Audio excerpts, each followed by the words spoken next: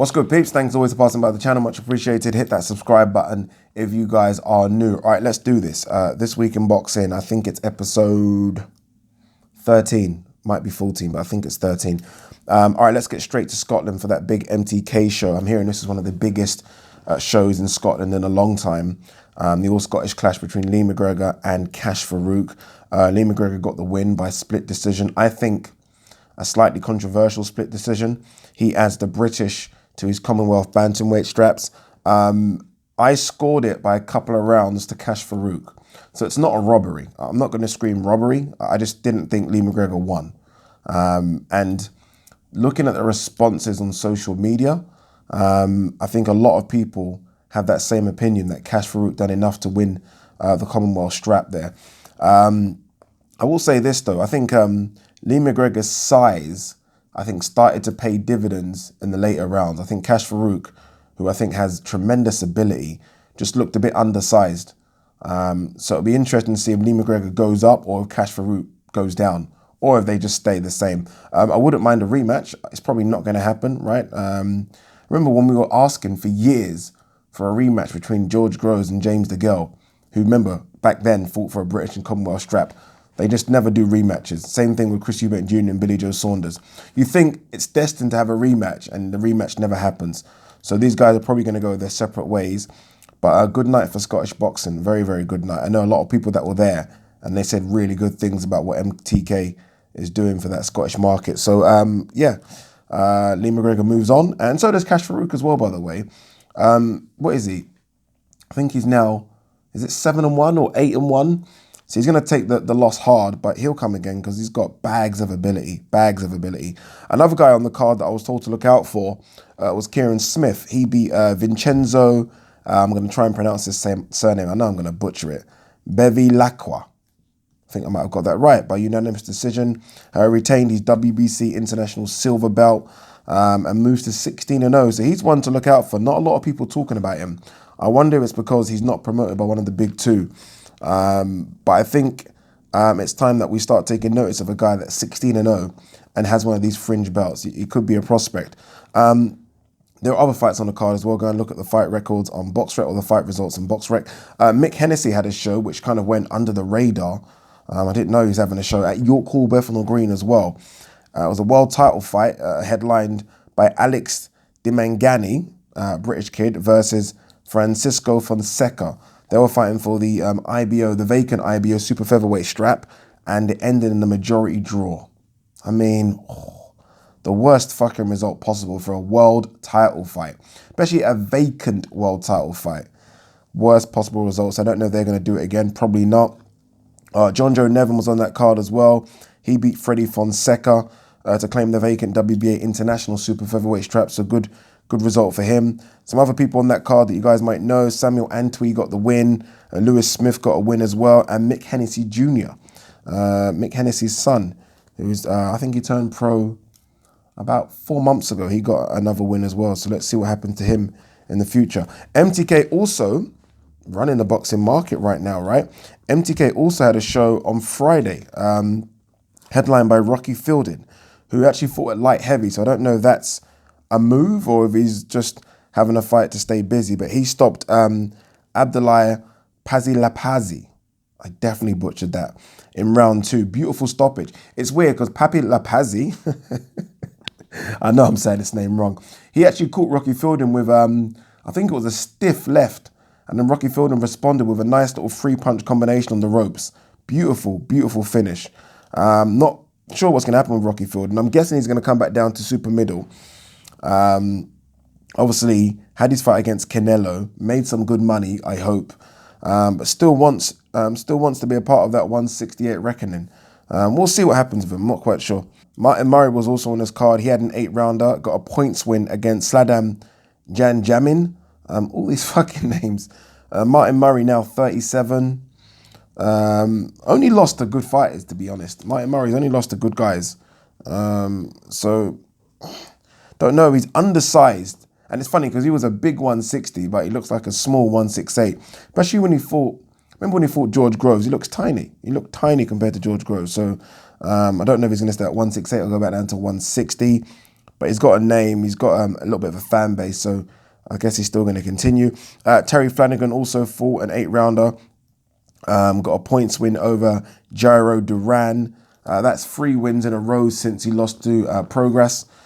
So he wants to get back in the reckoning. He probably will get back in the reckoning, former world champion. Some other people on that card as well. Gerard Carroll got a win, moves to 11-0. Natasha Jonas got a win, moves to 8-1.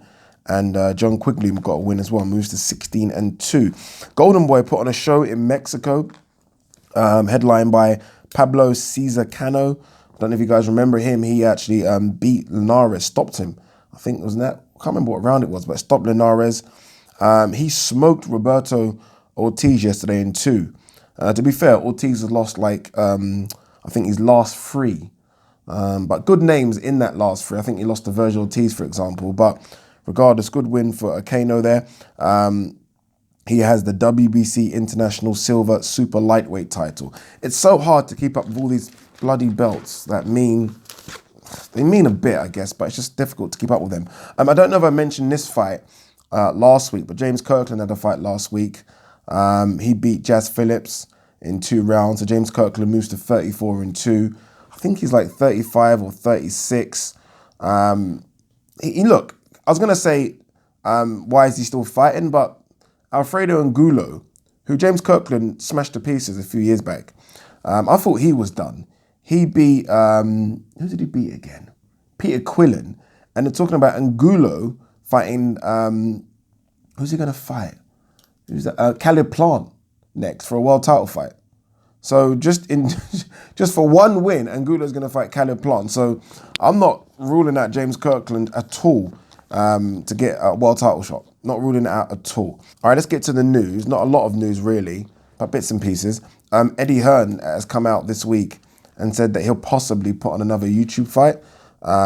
He simply said that we're in the numbers business, and don't blame him if I'm honest with you. Look, if Eddie Hearn and DAZN don't do it, someone else will.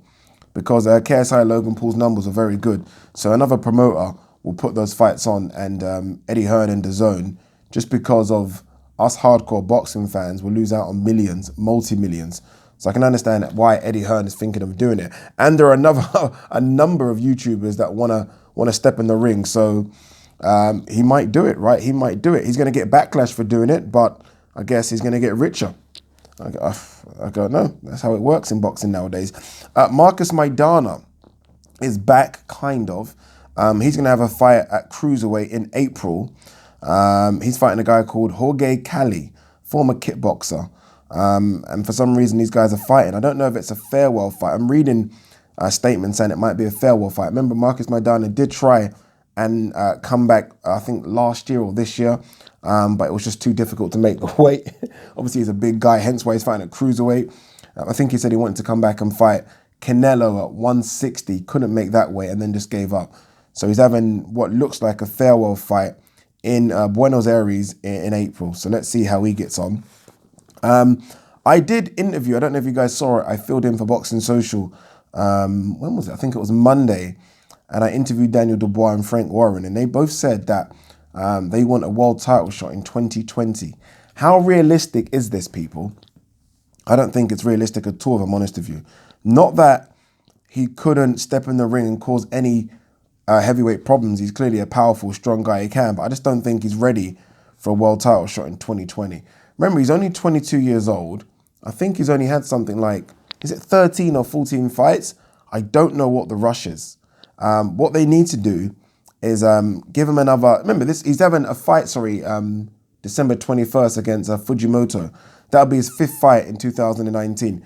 They just need to do the same thing in 2020, but just step the level up. That's it.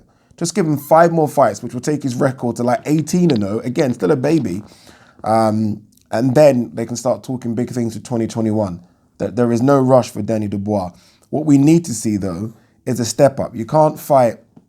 I know Nathan Gorman was in there, but Nathan Gorman's British level as well, or English level even, really. You can't fight Ebenezer Tete, Latte, Fujimoto, and because you're stopping those guys, talk about world title shots in 2020. I think you've got to take a big step up, if I'm honest with you. So, yeah, no rush for that. Talking about heavyweights, Luis Ortiz looks in great shape. Remember, Luis Ortiz has always been laughed at about his shape and how old he looks. Looks fantastic, if you ask me. I saw a couple of videos of him and a couple of pictures, and he looks serious with this one. Boy, this is a roll of the dice for Wilder. Look, Wilder's still a huge favourite, but roll of the dice. It's funny as well because Tyson Fury's come out saying if Ortiz wins, then he will look to take on the winner of Ruiz versus Joshua. So people have even started the narrative about if Ortiz wins. That was not even a narrative before. It was a case of what round will Wilder beat Ortiz in.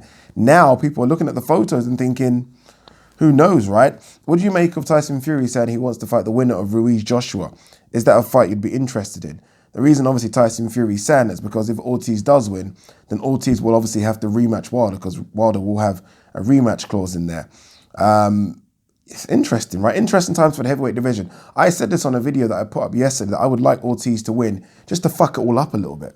And then we might get the winner of Ruiz Joshua versus Fury. Do you know what I mean? Just makes it a bit more interesting. But we'll see. Carl Froch has said some interesting things the last few days. He was asked how would he get on against GGG and Canelo, and his first words were too big, too strong. I love Carl Froch. Carl Froch is one of those fighters that has definitely got the itch. He must have been made offers to come back since he retired. When was that George Groves fight? I'm going to guess and say it was like 4 years ago, maybe 5 years ago. But he's definitely had the itch to fight since then. But he said that as for GGG, he went 11 rounds with Martin Murray. That he would be too big, too strong. GGG said when he sized him up, is about 5'8", 5'9", and he would do him damage. I love Carl. And about Canelo, he said Canelo looks slow at the bigger weight against Kovalev. And he said he would just do exactly what he did to Arthur Abraham and just stick him on the end of a jab all night and it'll be easy work. As much as people might laugh at that, and I don't know why people do laugh at that because Carl Froch was a legit world champion. I wouldn't rule out Carl Froch against any of those guys, if I'm honest with you. I think he would beat Canelo. I know people might say I'm crazy. I think he would, if I'm honest with you. GGG at 168 would have been good a few years back. But it's funny because when Carl says it, everyone thinks, I don't know. Like, I don't know how people look at Carl Froch. I look at Carl Froch as a legit, fucking proven 168 pounder, legit. And on his day, a problem for anyone. The only fighter to ever embarrass him was Andre Ward. And Andre Ward, let's be honest, could have embarrassed both GGG and Canelo. So I'm not ruling out Carl Froch, although I do find it funny. I'm not ruling him out at all. This fight's been rearranged. Claressa Shields versus Ivana Habazin. Remember all the nonsense that happened at their press conference with James Ali Bashir being attacked, I think it was by Claressa Shields' brother. That fight obviously got postponed. It's now been rescheduled for January 10th in Atlantic City. Obviously that fight has a bit more spice now, so that should be an interesting one. Claressa Shields has come out today, I think it is, and put on, or tweeted out, sorry, that she's now started training for mixed martial arts. She just wants money and recognition, and can't blame her, right? She's a fantastic boxer, and I think she's going to go anywhere where the money is right now. If she can make a lot more money in mixed martial arts, she probably will go in mixed martial arts.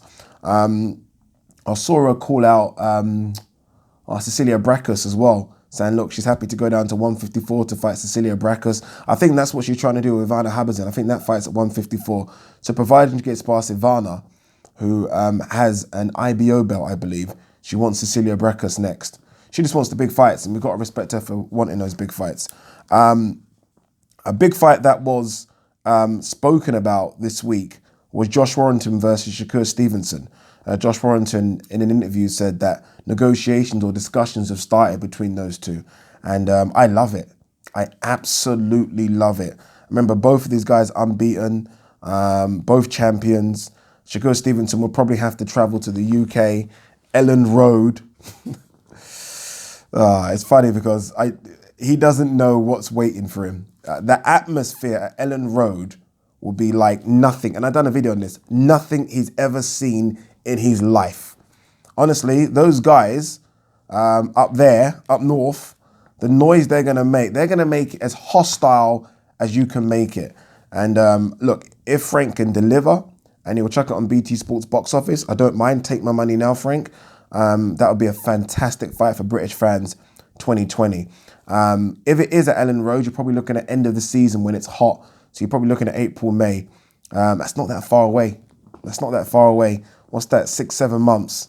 I pray to God it happens. I pray to God it happens. All right, let's talk about this issue that's going on with, is it going on? I don't even know if it's going on, to be honest. But Nevada State Athletic Commission have wrote, or their vice president or senior president, whatever, Bob Bennett, has wrote to Matchroom, particularly Eddie Hearn, to discuss this Chavez Jr. issue. Remember, Chavez Jr. was supposed to be tested by VADA in the lead up to this Danny Jacobs fight, and literally decided he don't want to be tested and refused to be tested, and I think he even ran away.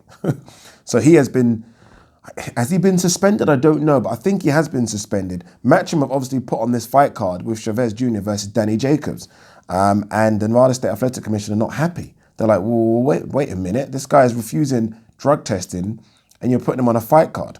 I fully am in the corner of Nevada State Athletic Commission here. This makes absolutely no sense. If a fighter refuses to be drug tested, he should be banned for a year. Not banned forever. You know what I'm like about PEDs. I normally am like forever ban him. I'm saying just banned for a year. If a fighter just refuses to take a blood test or a piss test, I'm sorry, he's obviously covering up for something and he should be banned immediately. So it'd be good to see what happens with that one. All right, final bits and pieces here.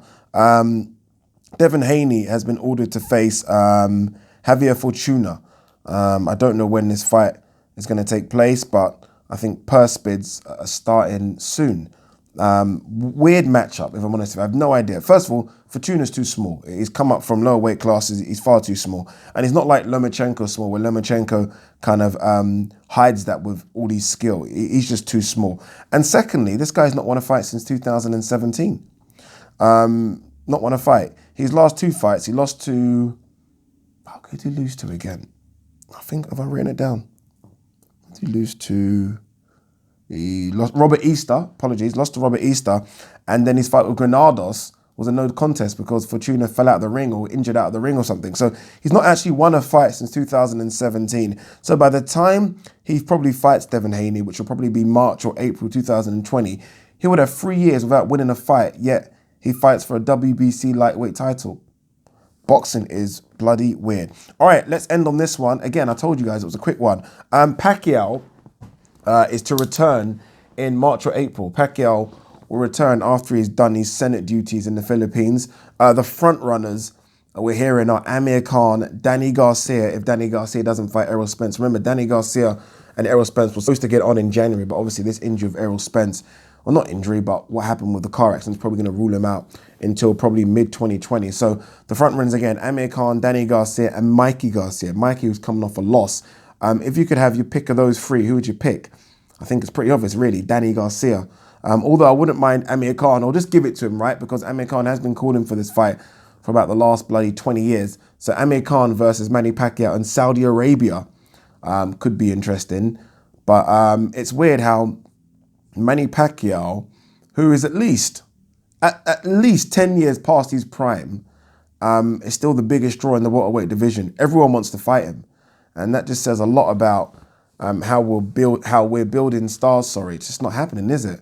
It's not happening in boxing. Or maybe it's just because Manny Pacquiao was such a big star. I don't know. But it'd be good to see who he fights next. But yeah, of that list, I would go for Danny, just because at least Danny's coming off half a decent win. Remember, Khan got smoked by Crawford. I know he had that fight against Billy Did, but he got smoked by Crawford. Surely you can't fight Manny Pacquiao, a world champion. Let's not forget that. After that, and again, Mikey, after losing every round to Errol Spence, you don't deserve Pacquiao. You don't deserve that lottery ticket. So I would give it to Danny, just because if those are the three, then he's the best out of the three. What do you guys think? Anyway, let me know. Peace.